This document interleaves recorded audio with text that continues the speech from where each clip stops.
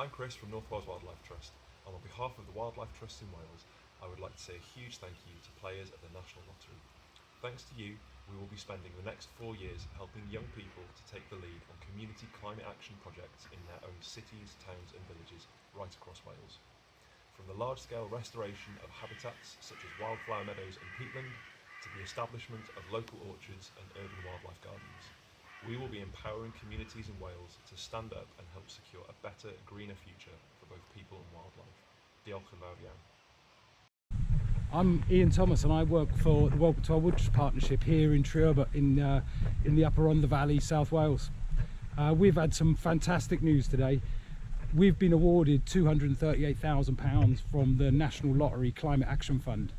That work's going to allow us to do more work in woodlands like I'm in today, but also going to allow us to scope out ideas around electrical vehicle charging clubs for our community, around building homes from material that come out of a woodland like this.